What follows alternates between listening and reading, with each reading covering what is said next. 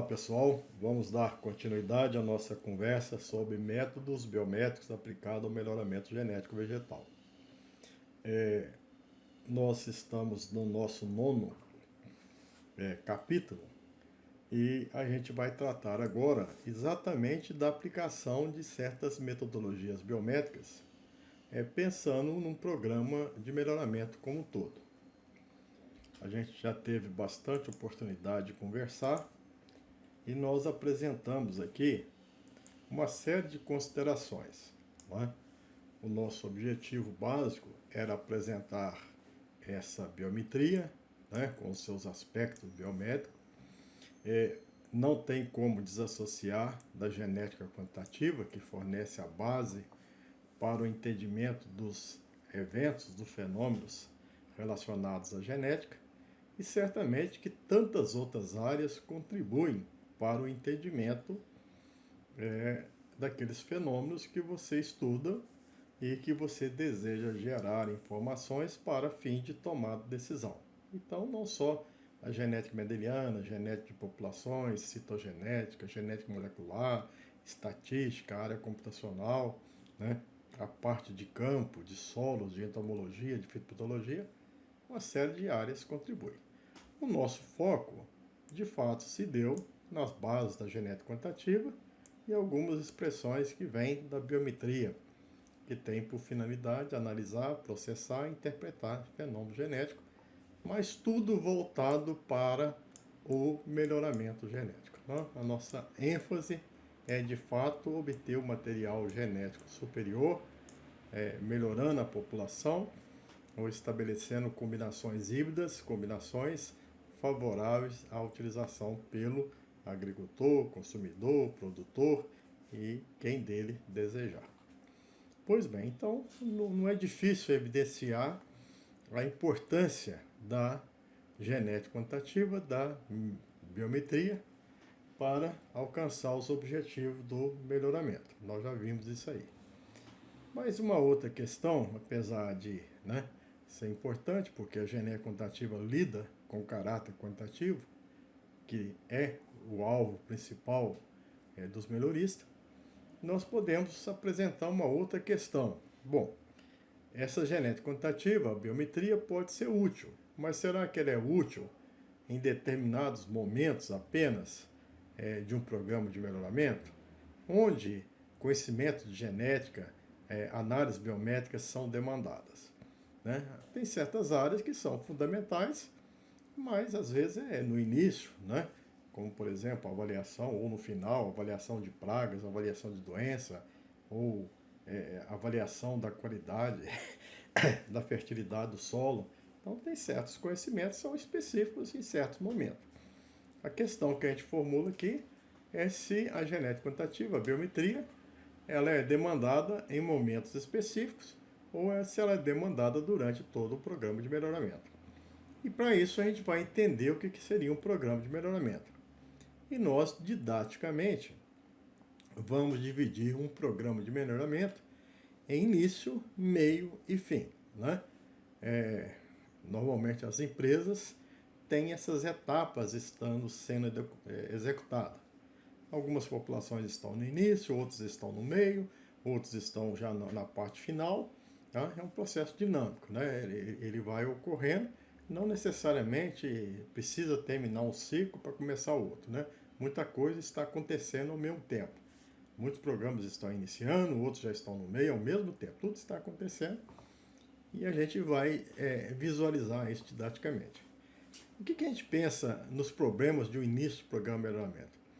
O início, a grande dúvida é quais e quantos serão os seus acessos a ser incluído num processo de combinação e recombinação para formar uma população base. Tá? Existem vários critérios. Então eu estou preocupado na formulação, na formação dessa população. Normalmente eu tenho um banco de hemoplasma com vários acessos e eu estou preocupado para implementar um programa com certos objetivos que eu acho que seriam adequados, né? Atender certa demanda do consumidor, do mercado, né? Então eu tenho muitos acessos e preciso formar uma população. não adianta eu misturar todos eles, porque eu preciso já sair na frente, eu preciso já sair com a população boa, muito boa e com variabilidade, né? Então, se eu misturar todo mundo, eu não garanto que ela seja, ela tem variabilidade, mas não é boa. Então, se existe ali muitas formas alérgicas indesejáveis, essas formas alérgicas vai prejudicar a probabilidade de encontrar ou fixar as formas alérgicas favoráveis. Então eu preciso, né, ter o meu banco de hemoplasma, avaliar esses acessos e, tendo em vista aqueles objetivos, escolher alguns, né, apontar aqueles que deveria ser combinado, e então eu formaria a população base, a população para eu concentrar os esforços e aí sim pensar em ter plantas mais vigorosas, ter indivíduos, ter novas populações que vai atender o mercado, porque ela supera algumas deficiências que outras populações apresentam. Bom, uma vez estabelecido, reconhecido quantos e quais vão ser intercruzados para formar a população base, eu então formo essa população, e essa população é boa, mas tem variabilidade, e eu agora vou fazer um trabalho de refinamento, né? Eu vou levar essa população para o padrão que eu gostaria, a altura que deveria ter, né? O ciclo, a produção de grãos, a qualidade dos grãos, a resistência à doença, a tolerância seca, e assim vai. Então eu vou conduzir, uma etapa de condução da população segregante, e normalmente envolve aí vários ciclos, pode ser autógama, pode ser alógama, né? Vamos pensar aqui, vários ciclos de seleção recorrente, se for o caso. Vamos simplesmente avançar aquelas populações, né, segregantes em bulk ou abrir linhas, do jeito que nós já falamos aqui. Mas nós temos uma etapa importante da condução da população segregante. E aí nós vamos estruturar essa população. Nós já vimos que é necessário estruturar. Podemos estruturar em famílias, família de meio irmão, família de irmão completo, família S1. Nós vamos então fazer ensaios de avaliação dessas famílias, dessas progênies, selecionar, escolher os melhores, recombinar e aí formar novas populações melhoradas em ciclo contínuo, até eu achar que eu consigo obter um material que é um material genético superior a ser indicado para o agricultor e para ser comercializado pela sua empresa. Pois bem, terminada essa etapa, certamente, né, que é a etapa do meio, do intermediário de um programa de melhoramento, você vai ter o seu material melhorado. Mas não vai ter um material, você tem 10, 20, 30, 100 materiais melhorados com potencial. Agora é questão de se identificar quais seriam os mais recomendados para regiões específicas, ou uma recomendação geral. Então, aí você vai, né, são normalmente experimentos conduzidos numa rede de ambientes, consequentemente demanda aí mais tempo, mais mão de obra, mais dinheiro, porque são experimentos extensivos. Então você vai escolher uma rede, né, de possível adaptação daquele seu material, se é para solo de alta tecnologia, baixa tecnologia, né, se é para solos ácidos, se é para alta fertilidade. Bom, você vai ter que caracterizar. Você monta o seu experimento, vai ter que montar experimento em vários anos, vários locais, vai escolher a sua rede experimental, escolhendo alguns pontos estratégicos, né, que você possa conduzir de forma adequada seu experimento e montar esses experimentos, e aí então você vai caracterizar cada um daquele seu material, né? Se eles estão adaptados, se são materiais previsíveis, se tem estabilidade, e você então vai para o seu setor de difusão tecnológica e vai recomendar. Aquele material era para alta tecnologia. Aquele outro material bom, mas é material rústico, tá certo? Não produz tanto, ou às vezes produz bem, mas é mais mesmo em condições de estresse ou condição de baixa fertilidade, você ainda consegue uma produção razoável. Então você tem que caracterizar para divulgar, distribuir e comercializar, né? É aí que vai ser, né, a sua recomendação a partir desses ensaios em uma rede maior. Então veja que são essas, resumidamente, as tarefas que estão sendo demandadas rotineiramente, ano após ano, dentro do programa de melhoramento. E vem a questão qual é a contribuição da genética quantitativa, do conhecimento de genética, do conhecimento de biometria, para todas essas etapas? Ou será que é para especificamente o meio, o início, o final do programa de melhoramento? Então a gente vai demonstrar aqui que vão existir muitas questões em todas as etapas e muitas respostas virão, né, da prática, do exercício, do conhecimento da genética e da biometria, né? Então isso é importante. A gente sabe que o melhoramento antecede a genética. Muitos dos materiais hoje que é utilizado pela espécie humana vieram de seleções, de escolhas, né, de pessoas antes mesmo dos fundamentos das leis de Mendel. Mas a gente sabe que se a gente tiver conhecimento, se a gente então tiver acesso às bases que explicam os fenômenos que a gente vai enfrentar, a gente vai tomar decisões mais acertadas, vai adiantar no tempo e vai economizar tempo e dinheiro. Pois bem, então nós resumimos aqui as etapas de um programa de melhoramento, enfatizamos que existe o início, o meio e o final, né? Nós vamos dizer aqui que no início você está preocupado com a formação da população base, no meio você estaria preocupado em conduzir essa população que se formou, né? Condução dessa população segregante, pode ser em autógamo, pode ser em alógamo, e no final você já, né, depois de tanto esforço de tempo, de emprego, aí, de recursos, você tem uma série de material melhorado e agora você está preocupado em recomendar esse conjunto de linhagens, de variedades, de híbrido, tendo em vista as diferenças das condições edafoclimáticas da sua rede experimental. Então, alguns temas são importantes. No início, você tem que avaliar aquele germoplasma, ver o potencial, avaliar a diversidade genética, avaliar a capacidade combinatória. Tudo isso são questões. São questões que são respondidas pelo uso da biometria fundamentada na genética quantitativa. Posteriormente, você vai ter que conduzir a população segregante. E aí você vai ter que predizer ganho. Então, existem várias estratégias de praticar a seleção. Você pode focar em apenas uma característica, querer saber o ganho direto nessa característica. Você pode ter interesse nessa característica, mas em outras. Então, as respostas indiretas, a busca de características auxiliares para a seleção da característica principal, ela pode ser bastante importante, né? Respostas simultâneas, às vezes você quer um conjunto de atributos que seja favorável, né? Você quer que seu material seja favorável não só para a produção, mas para o porte, para o ciclo, para a doença, para a qualidade, para o uso adequado de água, por exemplo, ou de fertilizantes. Então, você está pensando na seleção simultânea. E assim vai, tem uma série de questões, e essas questões vão ser respondidas pela genética e pela biometria. E por final, você vai ter que enfrentar os grandes problemas da interação genótipo-ambiente, da particularização do problema em relação ao ambiente, consequentemente pensar em estratificação, ou particularizar o seu problema em relação ao genótipo.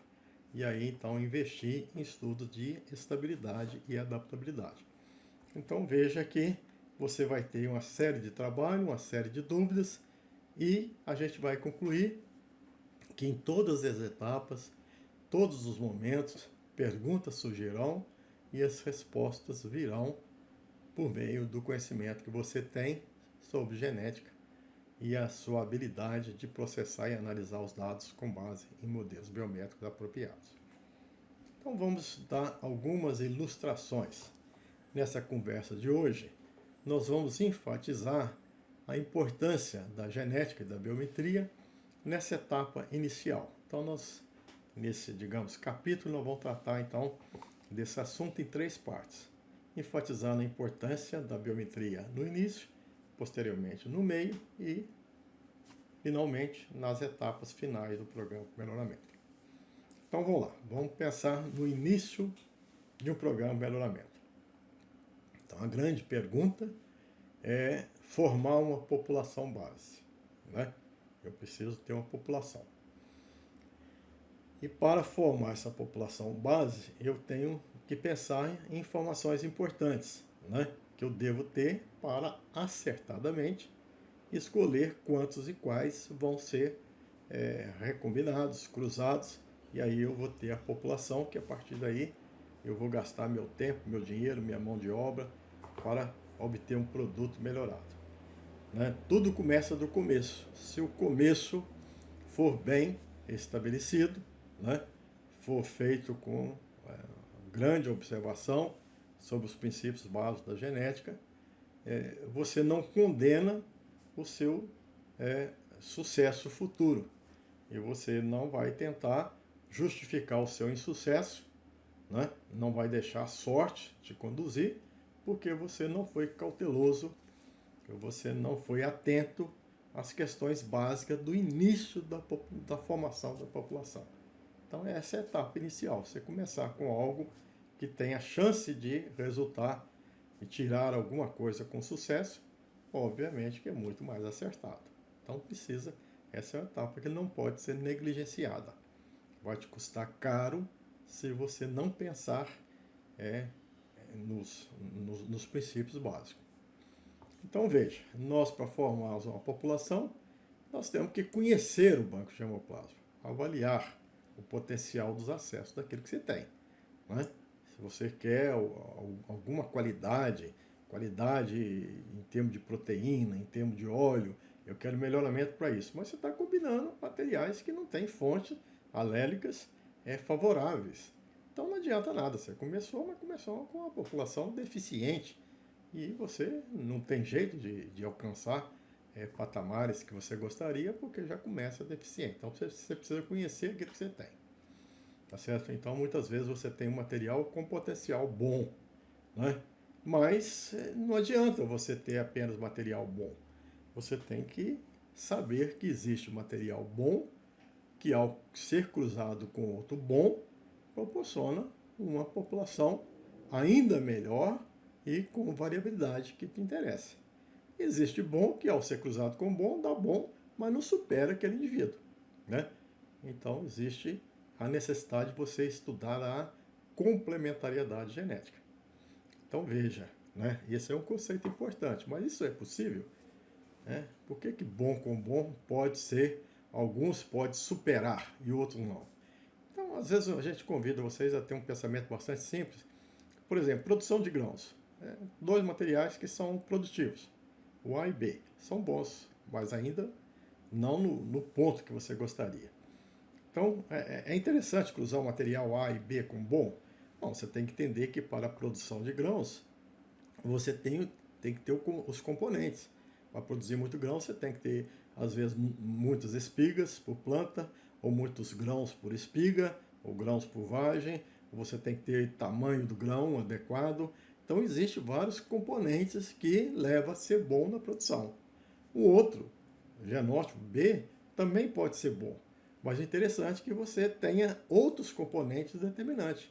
O material A é bom porque ele produz muito grãos. O material B é bom porque ele produz menos grãos, mas com tamanho de grão maior. Então eles são bons e são complementares, não são iguais. Então essa busca da diversidade, da complementariedade, é que vai dar a você a chance de ter um material melhor ainda, porque você vai ter um bom que vai produzir muito grãos, tamanho de grãos maior, número de vasos maiores, assim por diante. Então você tem que escolher os genitores a serem intercruzados. Tem que ser bom e divergente. Essa aqui é uma regra básica. Tem que ter bom potencial, os genótipos, a população tem que ter alta variabilidade genética para você explorar por seleção. Você tem que ter baixa carga genética.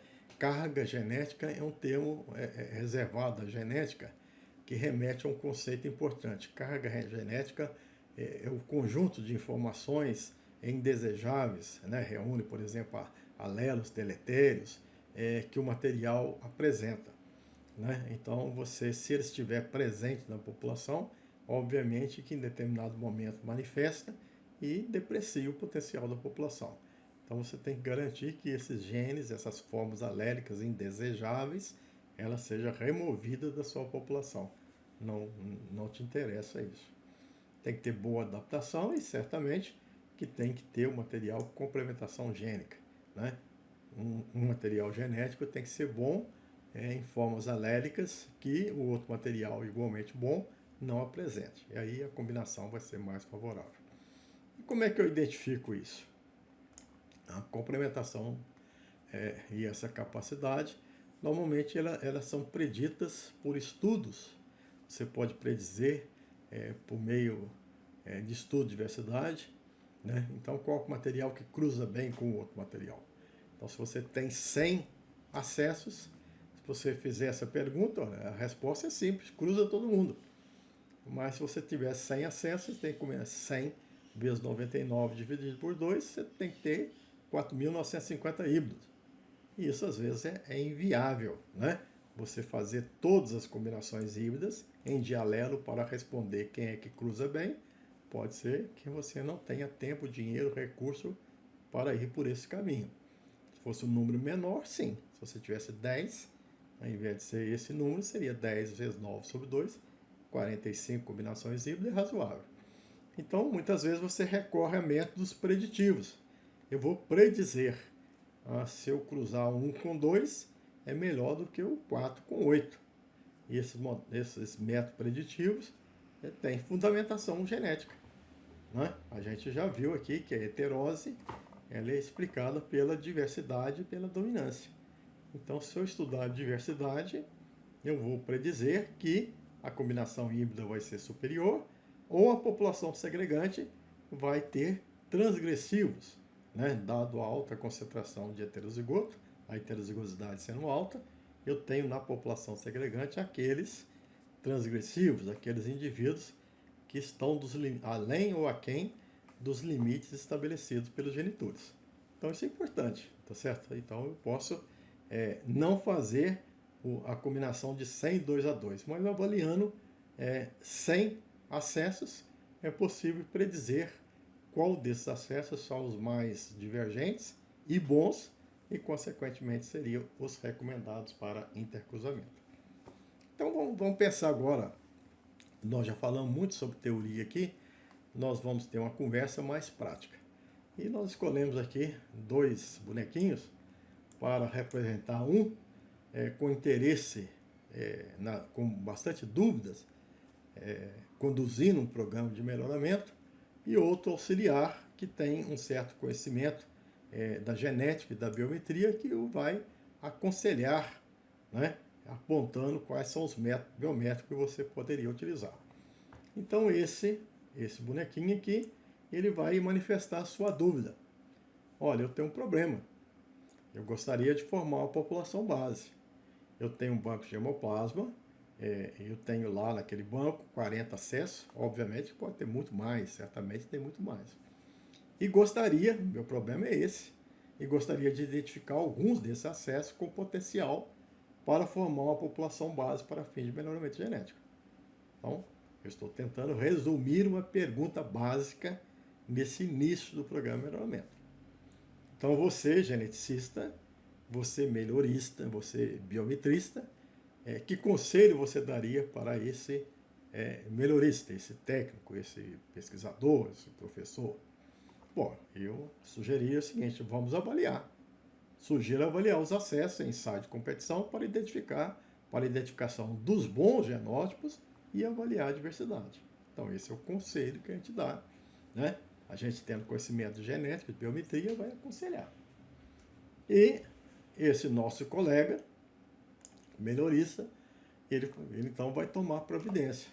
Olha, para formar uma população base, teremos informação de um experimento de competição. Ele fez esse experimento de competição envolvendo os 40 acessos, em ensaios em blocos ao acaso. Então ele montou um experimento, ele gerou, deu trabalho, que tem que instalar o experimento, montar, conduzir, controlar pragas, doenças, certificar da fertilidade do solo e tudo mais. É um trabalho árduo e ele agora ele gera informações. dados. Então, eu tenho um experimento de 40 acessos. Ele fez um experimento em blocos acaso, com 3 blocos. São tudo exemplos. Você, então, vai acompanhando.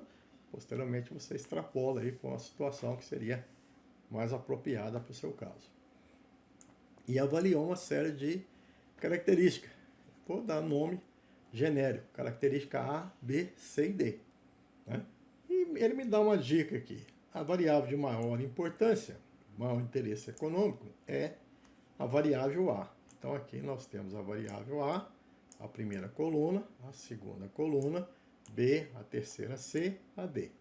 Digamos que a variável A fosse a mais importante, produção de grãos. A B fosse altura, a C fosse floração, a D fosse, sei lá, resistência, o teor de óleo, capacidade de expansão, comprimento de espiga, qualquer outra coisa, tá certo? Ele está dizendo que a A é mais importante. E ele avaliou um experimento, ele tem de 1 até 40 acessos. O acesso 1, ele foi avaliado em blocos, tá? No bloco 1, bloco 2, bloco 3. Aqui o acesso 2 também foi avaliado em bloco 1, 2 e 3. Então veja que essa informação aqui se refere ao acesso e essa coluna se refere ao bloco, né? E esse bloco, né, essa informação desse bloco, ela se refere ao bloco 1, 2 e 3. E esses acessos, né, eles são referentes 1, 2 até o 40. Então, certamente que esse conjunto de dados envolve aqui cerca de 120 linhas e tem essas 2 colunas que descrevem genótipo e bloco e 4 colunas referentes às suas características importantes. Mais características são desejáveis, né? Quanto mais informações, seria importante. Né? Altura, floração, acabamento, doenças, pragas e tudo mais. Mas eu tenho essas informações e eu tenho a pergunta, desses 40, quais que você me recomenda? Então, o geneticista vai falar, vamos escolher os bons. Você está falando que o A é uma característica importante, então eu vou concentrar esforços em identificar os bons, mas isso não é suficiente, tem que ser os bons e divergentes. Então, esse indivíduo, geneticista, vai responder, olha, eu preciso saber responder essa questão, uma pergunta básica da estatística. Tá? Há diferença entre as médias do 40 acessos? São todos iguais? São todos iguais, não há o que escolher. A escolha se fundamenta na existência de coisas diferentes. Então, vou escolher os melhores. Então, existem os melhores, os piores, os intermediários. Então, eu preciso responder. E essa é uma pergunta bem universal.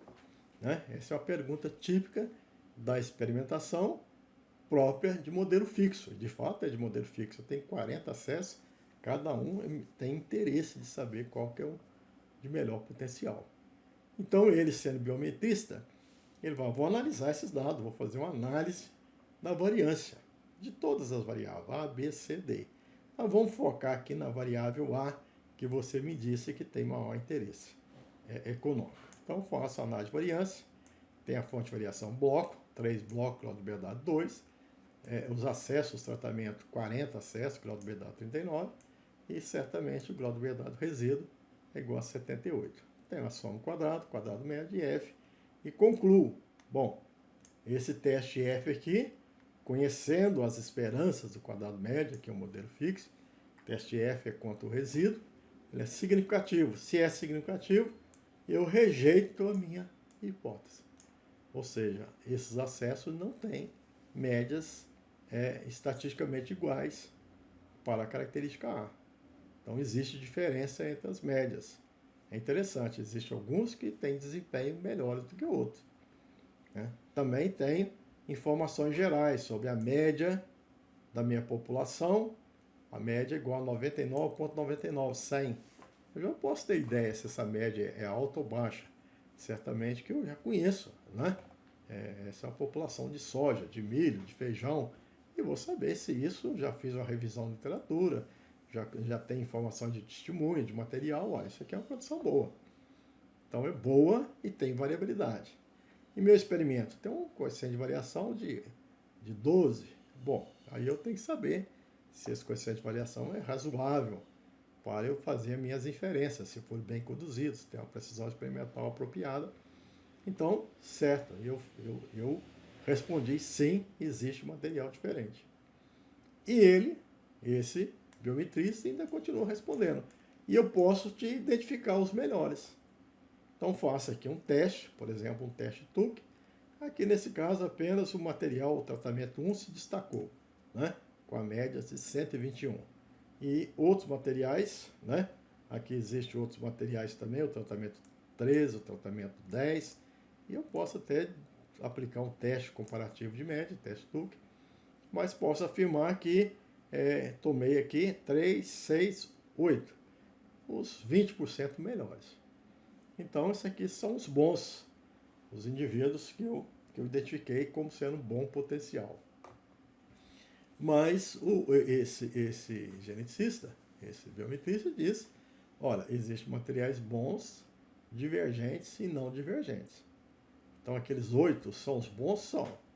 Vou cruzar todo mundo? Bom, tem alguns que você vai gastar tempo, dinheiro para fazer o cruzamento, às vezes o cruzamento demanda aí bastante esforço, e de nada adianta, porque cruzar bom com bom, eu não tenho a manifestação da heterose e dos transgressivos. Eu preciso ser bons, com bons, mas complementares. Então eu preciso estudar a diversidade. E o melhorista, então, o indivíduo vai perguntar, como é que eu faço isso? Aí vem, se existir perguntas, nós vamos ter resposta à luz da genética. Então nós vamos responder essa questão. Como é que eu estudo o potencial e a diversidade dos possíveis genitores? Então existe aqui, para estudar a diversidade, existe aqui um método que a gente chama preditivo. Não é necessário obter as combinações híbridas. Então se eu tinha 40, eu vou fazer 40 híbridos, 40 vezes 39 dividido por 2. Então vai dar aí uma certa quantidade, né? 780 híbridos. Bom, isso é trabalhoso. Mas existem métodos preditivos que nós vamos apresentar aqui, que são interessantes, funcionais, e que você não precisa fazer as combinações híbridas. Então, utilizados em estudos prévios se o número de elevado de genitores, como no nosso caso, 40. Orienta sobre os cruzamentos que se deve concentrar maior esforço, né? E ele é baseado em diferenças das características que você julga ser de interesse. Pode ser característica morfológica, fisiológica, pode ser marcas moleculares e assim por diante. Então, as diferenças são quantificadas numa medida estatística denominada de distância ou medida de dissimilaridade. Tem várias distâncias que você pode usar que nós vamos ver agora, né?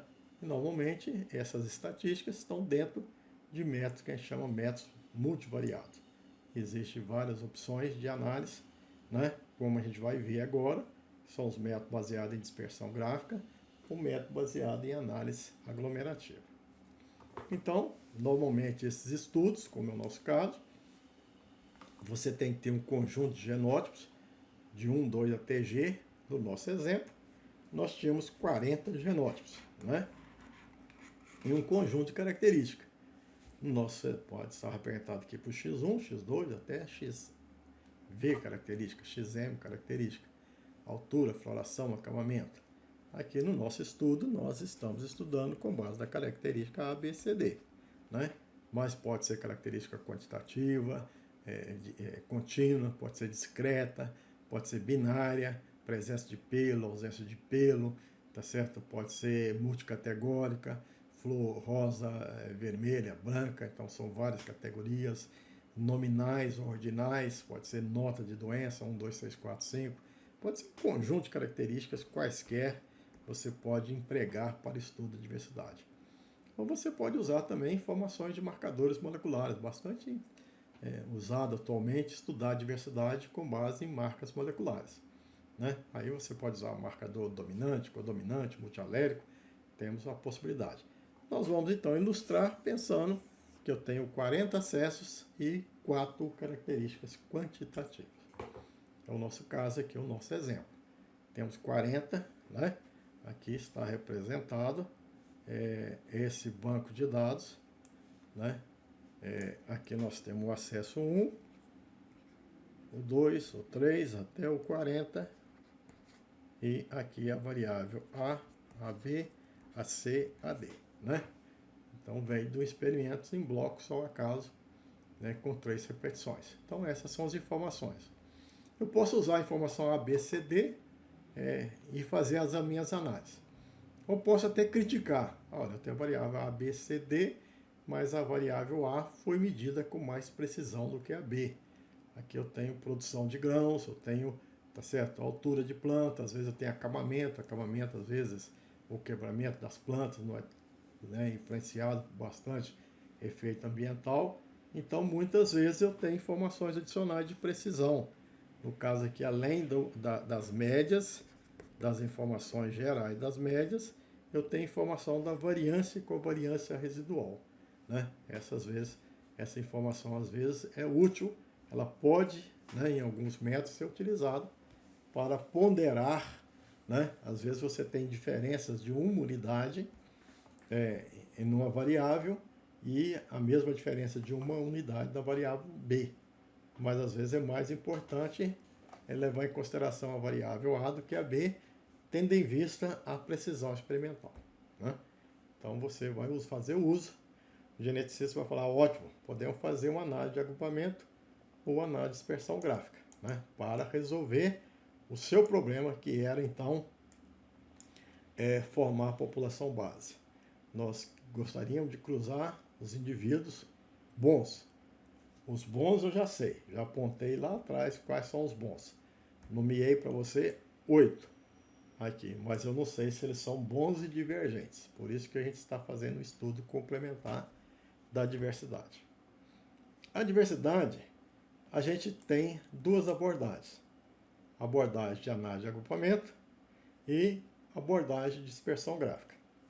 Para o nosso ouvinte, né, a gente vai dar uma informação aqui. Existe no nosso canal do YouTube, na playlist existe toda uma disciplina, né, envolvendo aí, baseado num livro de modelos biométricos aplicados ao estudo de diversidade. Então existe lá não sei quantos videoaulas, um livro inteiro para tratar desse assunto de diversidade. Então quem tiver interesse, se é esse o seu problema, eu recomendo você se aprofundar em estudar a diversidade. Então nós temos um curso inteiro sobre estudo de diversidade. Nós aqui estamos dando um panorama geral, ou seja, nós estamos falando sobre um assunto importante, dizendo para você que a biometria, a genética quantitativa, são conhecimentos indispensáveis dentro de um programa de melhoramento. Estamos enfatizando para você, né, trazendo agora, né, para a discussão uma primeira etapa, a etapa do início de um programa de melhoramento. Então esse que é o contexto da fala sobre diversidade genética. Mas se você quiser aprender sobre diversidade, você tem um curso inteiro aqui no nosso canal. Bom, então você vai, né, o melhorista está com essa pergunta. Ele quer identificar os bons e os divergentes. E ele tem as informações das médias e tem a informação da variância e covariância residual. Bom, o geneticista aponta para ele dois caminhos. O caminho da análise de agrupamento e o caminho da dispersão gráfica, que nós vamos apresentar a seguir. Na análise de agrupamento, ele tem que pegar a matriz de dados, tá certo? Então você tem aqui as suas médias, tá certo? E aqui você pode ter até a sua matriz de variância com variância residual. Existe um caminho que é transformar essa informação numa matriz de distância. Então esse arquivo de médias, ele tem G, genótipo por V variáveis. 40 linhas por 4 colunas. Essa matriz de variância e covariância é V por V. Então eu tenho condição de transformar numa matriz G por G de distância. E em cima dessa distância, caminhar para o agrupamento. Existe aqui o agrupamento hierárquico e o agrupamento de otimização. O agrupamento hierárquico me dá um resultado desse tipo, né? Um dendrograma. e o de otimização me dá um resultado do tipo de grupo mutuamente exclusivo. Ou você tem condição de pegar esse mesmo conjunto de dados sem gerar a matriz de distância e passar para dispersão gráfica. Então você vai fazer um gráfico e vai plotar os seus 40 acessos. Então veja que esse é o caminho para você ter a sua resposta. Quem você deve cruzar, recombinar para formar a sua população base. Então nós estamos aqui nesse primeiro caminho, dizendo para você que existe a possibilidade de fazer um agrupamento. Você vai pegar o seu arquivo de entrada, de médias, no exemplo D por 40, vai gerar uma matriz de distância, né? G por G. Essa matriz de distância vai depender da informação que você me deu. Você está me dando as variáveis A, B, C, D. Mas você pode me dar outro tipo de variáveis, ou de marcadores moleculares. E aí você vai ter um resultado, que vai ser um dendrograma, que são os métodos hierárquicos, promove dendrograma, ou uma informação sobre grupos, aqui o MU, aí você vai agrupar os seus 40 acessos. Então, são esses o caminho. Existe um caminho alternativo, que é o caminho da dispersão gráfica. Então, nesse caminho da dispersão gráfica, você já não vai precisar dessa matriz de distância mais. Você vai pegar esse conjunto de informações, esses dados, e transformar esses dados em outro conjunto de dados, dados linhas, em vez de ser representado por V variável, por 2 ou por 3, e você vai então, ao invés de representar aqui as variáveis, né, esse V aqui é o número de variáveis, A, B, C, D. E esse 2 aqui são 2 complexos, ou esses 3 aqui são 3 complexos. O que seria esses complexos? Esses complexos são combinações lineares de A, B, C, D. Esse outro complexo é outra combinação de linear de A, B, C, D. E você então fazer a sua representação gráfica do complexo 1 em relação ao complexo 2.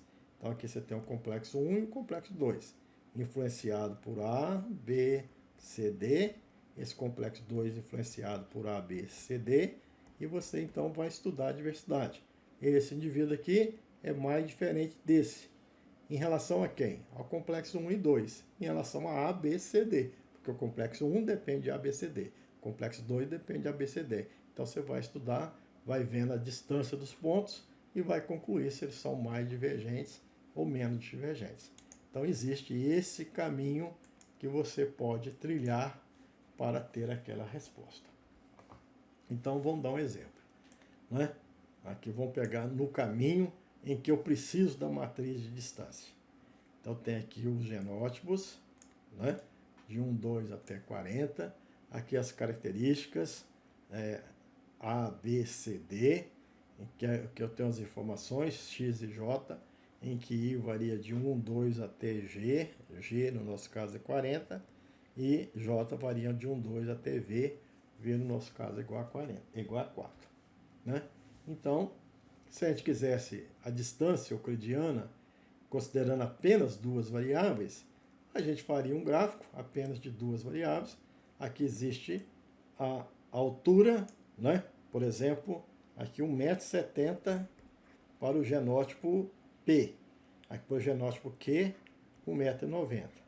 Aqui é 60 dias para o genótipo P. E aqui 68 dias para o genótipo Q. Né? Então nós estamos representando aqui o genótipo P e aqui o genótipo Q. Então qual que é a distância entre P e Q? É como se fosse essa hipotenusa desse triângulo que se estabelece nessa dispersão. Ou seja, o valor dessa hipotenusa é a raiz quadrada da soma do quadrado do cateto. Essa diferença daqui até aqui, de 1,70 m para 1,90 m, dá a diferença de altura. Aqui é a diferença do ciclo ao quadrado da distância euclidiana para duas variáveis. Então você pode calcular os elementos da matriz da distância euclidiana, aqui considerando duas variáveis, altura, diferença entre altura, diferença entre ciclo, ou de forma geral para V variáveis. Então, J aqui vai variar de 1 até V. a diferença é entre i e linha para a variável a, entre i e linha para a variável b, entre os acessos i e linha para a variável c e para a variável d. Vou fazer essa diferença ao quadrado, somar tudo, extrair a raiz quadrada. Eu tenho aqui a distância euclidiana. Então veja, se eu tiver o genótipo 1, 2 e 3, se eu quero a distância euclidiana, eu vou fazer essa diferença, né? 3 menos 4, 4 menos 6, a distância do 1 com 2 é 3 menos 4 e 3 menos 4 ao quadrado, raiz quadrada. Então, a distância do 1 com 3 é 5 menos 3, 4 menos 3 ao quadrado, raiz de 5. E a distância do 2 até 3 é 5 menos 4, 4 menos 4, temos então.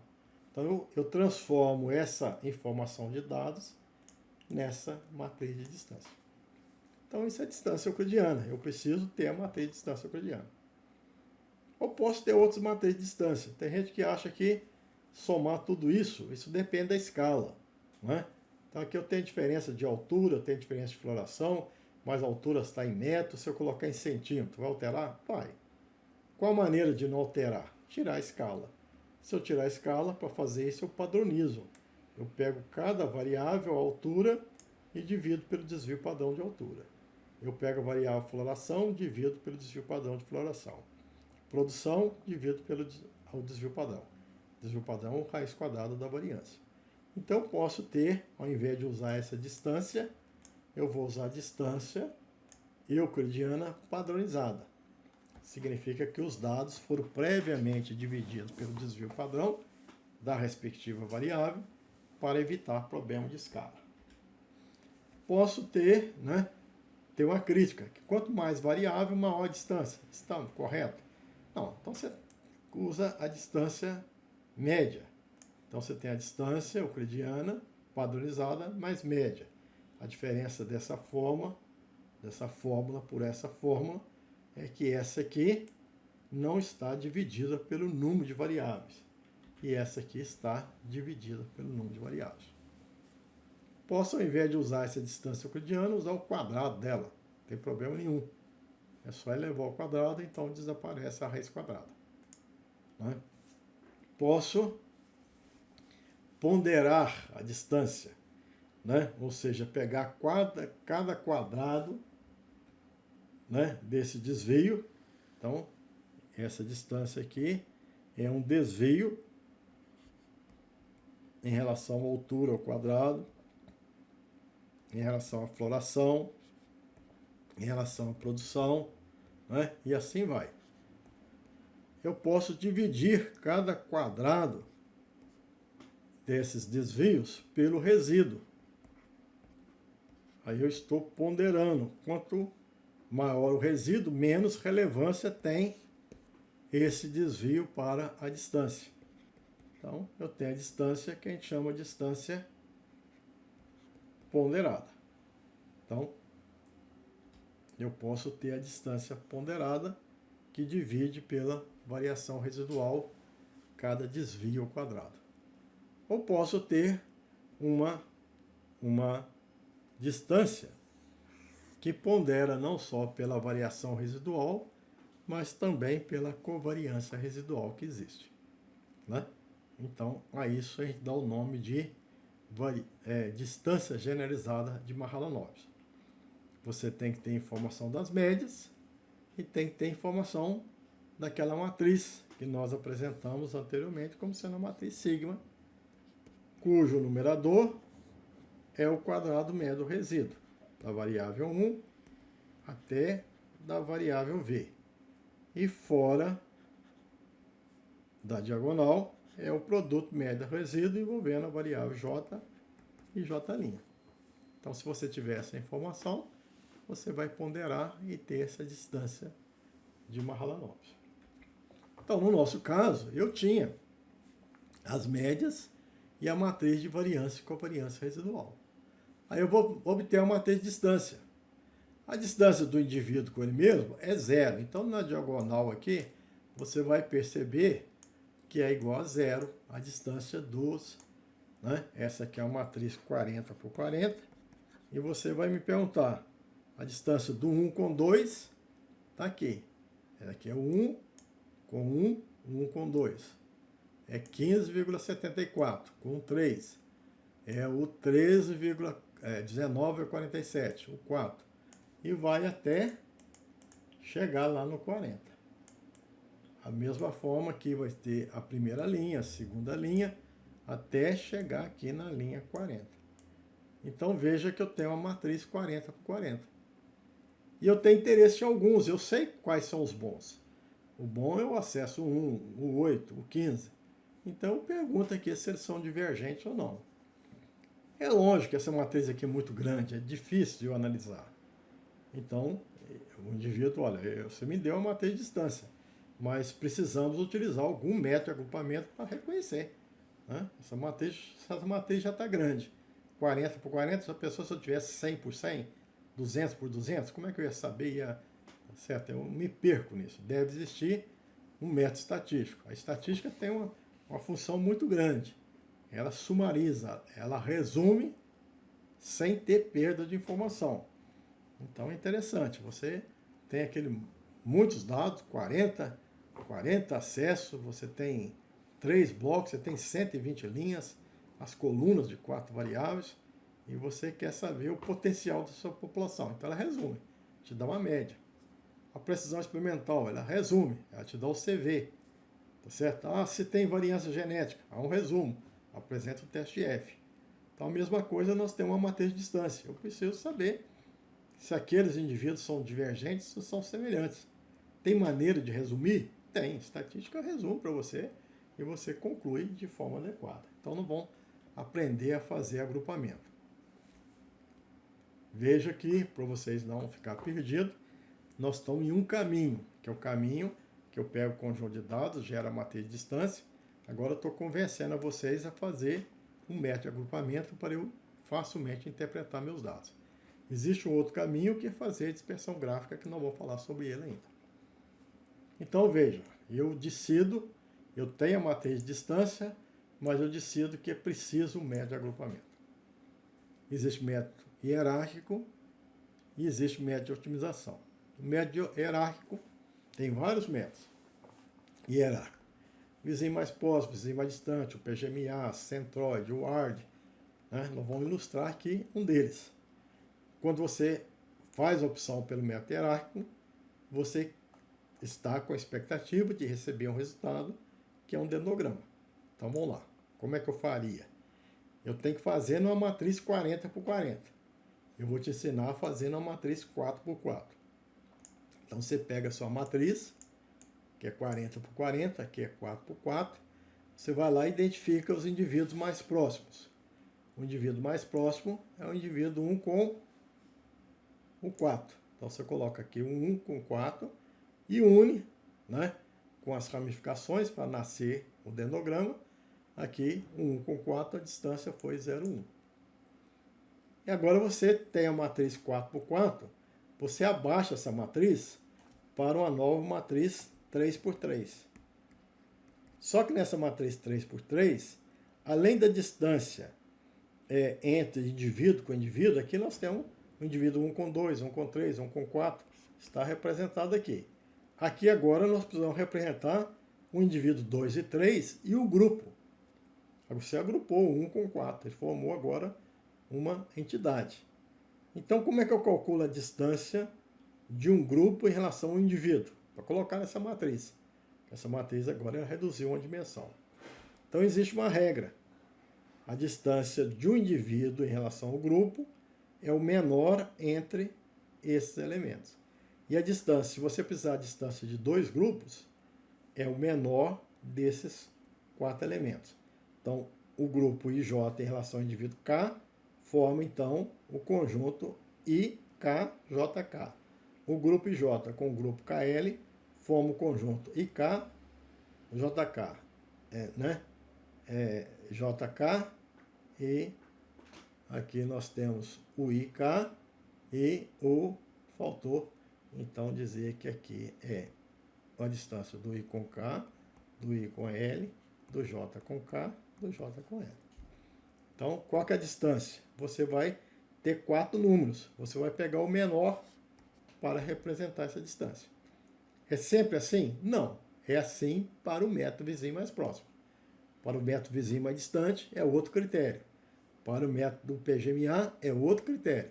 Cada método tem um critério. Existe uma regra e as regras são regras de como estabelecer distância entre indivíduo e grupo para grupo. Por isso que tem diferentes métodos. Então nós identificamos os mais similares, um com 4. Agora eu preciso identificar no segundo passo outros mais similares. Então eu tenho a distância do 2 com 3, é só copiar, né? Vale 0,5. Mas eu não sei a distância do 2 com o grupo 1, 4. Aí eu tenho o conjunto de 1, 2 e 2, 4, que é 0,3, 0,7, 0,3. O menor elemento é 0,3. Então vale 0,3. Eu coloco aqui esse 0,3. A distância do grupo 1, 4 com 3, eu gero esse conjunto 1, 3 com 3, 4, né?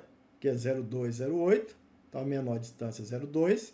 Então eu vou colocar aqui 0,2. Então veja que a cada passo eu vou confeccionando a matriz. E agora eu inspeciono essa matriz reduzida. Qual que é o mais semelhante? O mais semelhante é o indivíduo 3 em relação ao grupo. Podia ser qualquer um, mas se é, então eu faço o desenho. Aqui eu já tenho o desenho e aumento. Tá certo? Coloco aqui esse indivíduo 3 e vou aumentando o nosso grupo. E assim vai sendo feito. E aí, por fim, eu só tenho um passo adicional, que é saber a distância do 1, 4, 3 com 2 que não foi agrupado. Aí estabeleço aqui o conjunto de distâncias, vejo as distâncias, elejo a menor distância, que é 0,3. Então, eu vou acrescentar esse último indivíduo aqui, que é o 0,3. Onde é que ele vai ser colocado? Olha, pode ser abaixo do 3, pode ser acima do 1. Questão de estética. Esse posicionamento aqui não interessa. Tá certo? Então eu não estou dizendo que o 2 é próximo do 3 e nem, nesse caso, que o 2 é próximo do 1. É uma estratégia apenas de estética de colocar esses indivíduos. O importante é o que eu tenho o dendrograma do padrão de agrupamento. E aí, né, eu vou analisar. Né? Veja que essa última, esses pontos de união, eles são denominados de níveis de fusão. O último nível aqui, o último braço desse dendrograma foi 0,3. Essa não é a maior distância. A maior distância gráfica era 0,8. E eu faço uma representação. Esse método tem essa desvantagem. Ele não representa a maior distância no dendrograma. No dendrograma, as distâncias são convertidas em nível de fusão. Se você quiser que a maior distância seja representada, troca de método. Né? Então, você precisa aprender os métodos, porque cada método tem a sua particularidade. Então, aprendi, né, de maneira rápida, a fazer um dendrograma. E o nosso caso? O nosso caso, o computador vai fazer. Né? Então, ele vai fazer o dendrograma dessa mesma sistemática, só que com a minha matriz de distância. Foi a distância, o quadrado da distância, representando, então, a distância generalizada de Mahalanobis. Ele fez, então, esse dendrograma pelo método vizinho mais próximo, né, e me representa aqui esse agrupamento hierárquico. Então, veja, tem critérios para fazer corte, mas um critério até aceitável é quando você tem aqui essa ramificação, essa alta mudança de nível de fusão. Então, você percebe que você está saindo de um grupo para outro grupo. Né? Você tinha um grupo homogêneo, está formando aqui um grupo homogêneo, e aqui está formando. Em determinado momento você tem uma ramificação mais alongada. Então você vai começar a perceber que aqui então a gente estabeleceu um grupo, porque houve uma mudança drástica. Então existe algum critério para você decidir onde de fato você tem mudanças, alta mudança de nível. Aqui apenas para ilustração, a gente pensou aqui nesse ponto, e, consequentemente, formou aqui uma ramificação, que é o grupo 1. Aqui formou, né, uma ramificação, que é o grupo 2, grandão. Você pode imaginar também que existe aqui outro corte. Aí teria aqui um grupo 1, aqui você pode imaginar que tem um grupo 2, aqui você pode imaginar que tem um grupo 3, aqui esse indivíduo ficou sozinho, grupo 4, e esse outro indivíduo ficou sozinho, grupo 5. Então você tem aqui um que a gente chama de padrão de reconhecimento da similaridade e dissimilaridade. Isso é útil? Oh, claro que era. Você tinha pergunta importante, né? Você me perguntou quais são os bons. A gente enfatizou a variável A e identificou os genótipos bons. O 1, o 13, o 10. E você lançou então a dúvida. Existem bons divergentes e bons não divergentes. Então, se você pegar um indivíduo 1 e 13, se a gente for ver aqui, o 1 está aqui, né? Veja, não sei se está sendo fácil de ser visualizado. Aqui está o 1, aqui está o 13. Não é porque eles estão próximos, não, né? Se você for pegar aqui o 1 e aqui o 13, se você acompanhar, eles estão dentro da mesma ramificação, dentro da sua árvore, dentro do seu dendrograma. Então, provavelmente o 1, aqui o 1 e o 33. O 13 está cá embaixo. Mas, de certa forma, a gente percebe que o 1 e o 13 estão dentro de uma mesma ramificação, de um mesmo padrão de similaridade. Então, eles são bons, mas não são tão divergentes. Agora, se você pegasse o 1, como, por exemplo, o 8, né? O 8 está longe, está no outro braço de ramificação. Então, veja que agora você tem, unindo essa informação com essa informação aqui ela é univariada, ela é boa em relação à variável A. E essa diversidade, ela é multivariada, ela é em relação a A, B, C, D. Aqui você está tendo uma visão, quanto mais variável, melhor é. Sobre a diversidade, a complementação via outras variáveis que seria relevante. Então, a combinação da análise e interpretação dessas duas informações vai te permitir tomar a decisão. Bom, existe outras maneiras. Existe o que a gente chama de método Touchet, que, resumidamente, promove grupos mutuamente exclusivos. E como é que faz isso? Como é que você faz agrupamento? Não é por um processo probabilístico. Não existe uma probabilidade envolvida. Existe um critério. E no critério de Touchet, ele fala que ele vai te dar uma série de etapas de um algoritmo e ele garante, então, que nesse algoritmo a distância dentro do grupo, intergrupo, seja menor do que a distância intergrupo. Então, se eu vou fazer um agrupamento, não vai estar associado à probabilidade, a 5%, 1%, a estatística T, a estatística E, não tem nada de estatística. É um processo de agrupamento fundamentado em critério. Qual critério que você usa no Touchet? É que você vai formar grupos. Tem grupo A, B, C, D. A distância média dentro de qualquer grupo, seja o A, seja o B, seja o C, seja o D, é menor do que qualquer distância intergrupo. Você pode calcular a distância de ATB, de ATC, de BTC. Qualquer distância intergrupo é menor do que a distância intergrupo. Como é que você consegue fazer isso? Então, você consegue tendo um pensamento que toda vez que você coloca um indivíduo dentro do grupo, você aumenta a distância intra. E você não pode deixar que essa distância média ultrapasse um limite. Então, você precisa entender de duas coisas: da distância média e do limite. O que é a distância média dentro do grupo? Vamos imaginar que um grupo tenha 3 acessos. 1, 2, 3. Então, quantas distâncias existem? Combinação de 3, 2 a 2 vai dar 3. A distância do 1 com 2, do 1 com 3, do 2 com 3. Qual que é a soma da distância? É a distância do 1 com 2, do 1 com 3, do 2 com 3. Se você colocar mais um indivíduo ali dentro, se aumenta a distância? Aumenta. Então, você passa para a combinação de 4, 2 a 2. 4 vezes 3 dividido por 2, 6. né? Você aumenta a soma da distância? Aumenta. Além de ter a distância original, que é a 1, 2, 1, 3, 2, 3, você aumentou com a inclusão do 4. Então vai a distância 1, 4, 2, 4 e 3, 4. Houve um acréscimo no número de distância? Sim. Passou de 3 para 6, acrescentou 3. Então, acrescenta-se exatamente o valor de indivíduos que estavam no grupo original. Houve um acréscimo na soma de distância? Sim. Então, a distância que era D12, D13, D23, passou por ser tudo isso aqui. Então, esse acréscimo é essa distância nova que vai aparecer. Houve um acréscimo médio? Aí que vem essa definição de acréscimo médio. É o acréscimo na soma dividido pelo acréscimo no número de distância. Isso dá o acréscimo médio.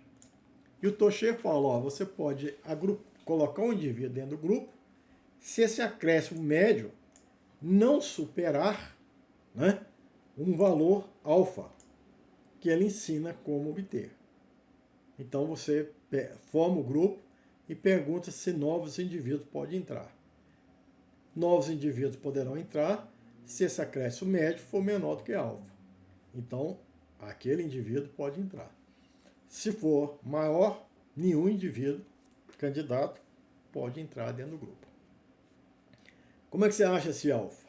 Você pega a matriz de distância e pergunta, o indivíduo 1, qual que é a menor distância envolvendo o indivíduo 1? É 0,1. Você coloca lá na sua planilha.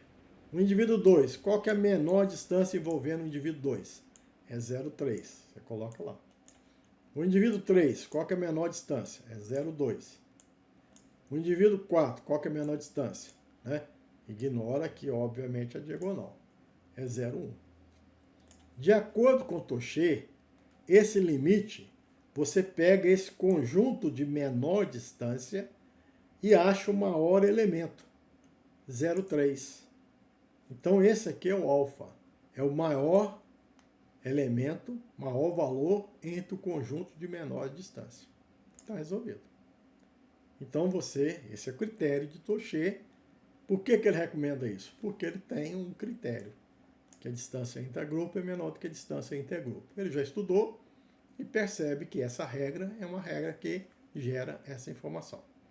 Então, veja que a gente precisa conhecer o acréscimo médio, o θ, e conhecer esse valor de alfa. Então, posteriormente, você tem que calcular a distância. À medida que vai sendo agrupado, você tem que calcular a distância de um indivíduo em relação ao grupo. Essa regra. Esse aqui é o acréscimo médio. Essa aqui é a regra. Vamos dar aqui um exemplo. Vamos imaginar que esse alfa aqui, da jeito que nós fizemos, é 0,3. Então, ele inspeciona a matriz. A menor distância foi entre 1 e 4. Então, ele agrupa. Indivíduo 1 e 4 no grupo 1. Esse valor de θ, vale 0,1, que é a distância, a própria distância original. Ela é menor do que 0,3, então pode entrar, agrupar 1 com 4. Aí você vê os candidatos. Você quer acrescentar esse grupo, incluindo o 2, incluindo o 3. Então, eu vou calcular, usar a regra da distância do indivíduo em relação ao grupo. Está aqui. Do indivíduo 4 em relação ao 2, é D12 com D42, dá 1,1.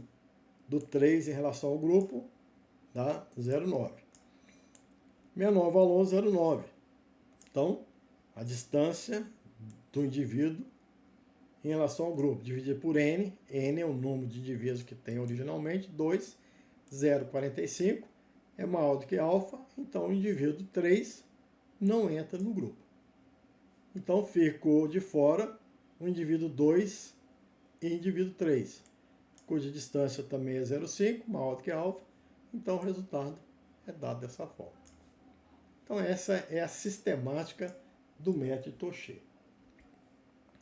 Se eu usasse do meu conjunto de dados, que tinha 40 acessos, e o que eu converti para a matriz de distância generalizada de Mahalanobis, ele ia encontrar esse alfa como sendo 4,24. Ele pegaria cada um desses acessos, de 1 até 40, acharia todos os menores, e dentro desse conjunto de menores, ele vai achar o maior valor, 4,2478. E aí começa a agrupar. E aí ele chega à conclusão de que aqueles 40 acessos podem ser agrupados em 6 grupos. E esse seria o resultado. O que você faz com esse resultado? Bom, você combina. Esse aqui são os bons.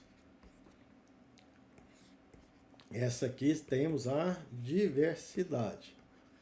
Então a gente percebe, a gente marcou aqui, nessa diversidade aqui, esse bom em relação à variável A. A diversidade em relação à variável A, B, C, D. Ela é multivariada, né? Então marquei aqui o interesse, nesse momento, pela variável A. Em outro momento eu posso querer a variável teor de óleo, é a variável B. Em outro momento a variável C, que é a proteína. A variável D, que é a capacidade de expansão. Posso ter interesse diverso. Então esses aqui são os bons. Então veja que o 1 é bom, mas está no mesmo grupo do 33. Então o 1 e o 33 são bons e não divergentes. O 1 era o melhor indivíduo, com produção de 121. Então se eu pegar o 1, se eu pegar o 2 também é bom, mas está em grupo diferente. O 8, então veja que eu consigo identificar bons e que pertencem a grupos diferentes, consequentemente são bons divergentes. Então talvez fosse essa a melhor opção. Bom, eu tenho uma outra possibilidade. Ao invés de usar a matriz de distância, pegar o meu conjunto de dados, que tenha 40 acessos, em relação a B, C, D, e transformar num outro conjunto de dados, que tenha 40 acessos, e ao invés de ter A, B, C, D, eu vou ter complexo 1, complexo 2, complexo 3, complexo 4. Complexo 1, ele é função de A, B, C, D. Complexo 2, ele é uma função de A, B, C, D. Mas eu vou estabelecer esses complexos de modo que o complexo 1 absorva o máximo da variância. Aqui existe variância desse conjunto, que eles são absorvidos no complexo 1, 2, 3 e 4. Então, se eu conseguir absorver o máximo da variância, né, nos complexos A, 1 e 2, eu posso negligenciar o complexo 3 e 4. Porque eu quero estudar a diversidade genética e eles pegaram pouco da diversidade. Se eu quero estudar a diversidade, realçar a diversidade genética, nada melhor do que pegar o complexo 1 e 2. Esses temas são estudados em componentes principais ou em variáveis canônicas. E se eu assim fizer, eu posso transformar esse conjunto de médias, que tem aqui os 40, nessas variável canônica 1, variável canônica 2, variável canônica 3, variável canônica 4, e tem até uma informação adicional. As variáveis canônicas 1 e 2 conseguem absorver 76% da variação. Até a variável 3, canônica 3, consegue absorver 91%. Significa que se eu abandonar a variável canônica 4, eu estou abandonando apenas menos de 9% da variação. Se eu conseguir graficamente ilustrar 90% da variação, tá bom. Às vezes aqui com 2 eixos ilustrar 76% da variação, tá bom. Então basicamente é isso que eu vou fazer. Tá certo? Eu vou colocar a variável canônica 1, a variável canônica 2, em conjunto ela pega 76%. O ideal é garantir que esse gráfico ele absorva o máximo da variação do conjunto de dados. Porque veja, sempre quando eu passo do espaço de V dimensões para 2 ou 3, eu provoco distorção. Apesar de que a variável canônica 1, mas então eu só estou trabalhando com 2 variáveis? Não, eu estou trabalhando com 4 variáveis. Variável canônica 1 é função de ABCD. a variável canônica 2 é função de ABCD. E ela junta absorve 76% da variação. É lógico que quando eu passo, digamos que eu tivesse aqui um espaço de 3 dimensões, né? Então aqui existe o ponto A, aqui o ponto B e o ponto C, né?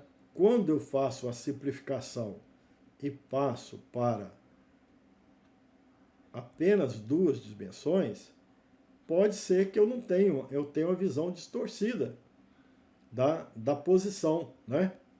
Se originalmente eu tinha 3 variáveis, agora eu represento por 2, eu tenho distorção, os pontos não coincidem, né? Eu não estou enxergando nesse gráfico a profundidade, né? Então, passar de 4 dimensões para 2 dimensões, ou para 3, eu digo que tem distorção, as distâncias não são tão reais.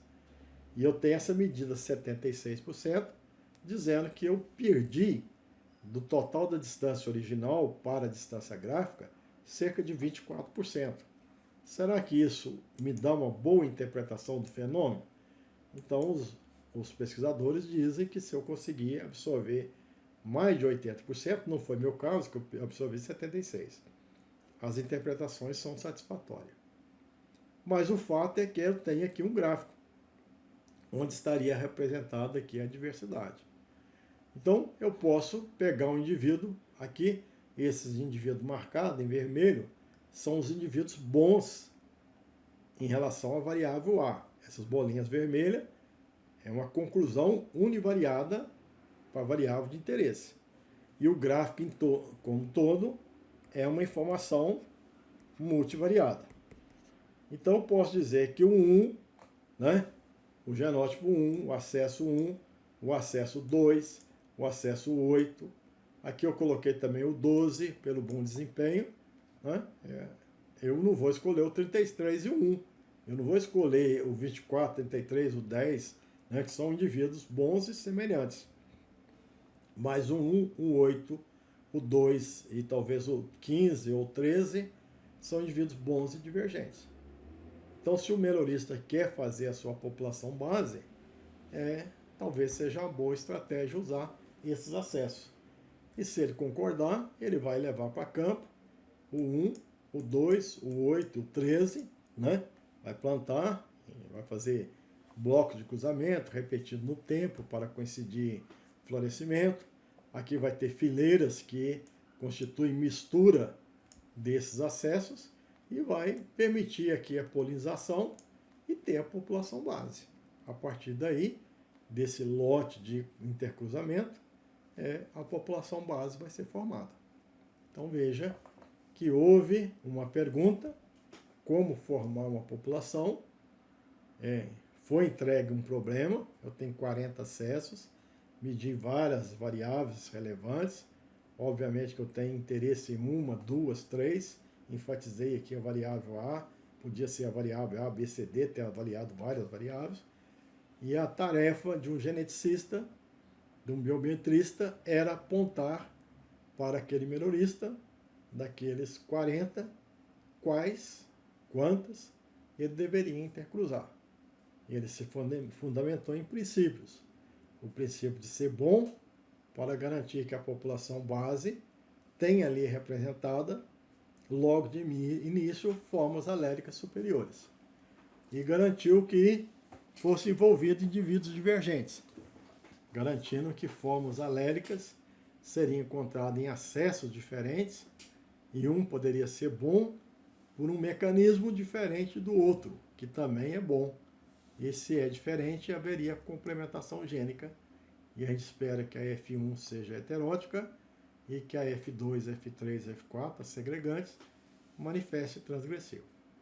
Então, cumpriu-se aí uma importante tarefa do geneticista, do biometrista para o melhoramento genético. Pois bem, por hora era isso que a gente queria dizer. Então nós falamos sobre a importância da biometria sendo aplicada no início. Numa próxima conversa, nós vamos enfatizar o meio, a parte intermediária de um programa de melhoramento. Por hora é só, muito obrigado e até lá.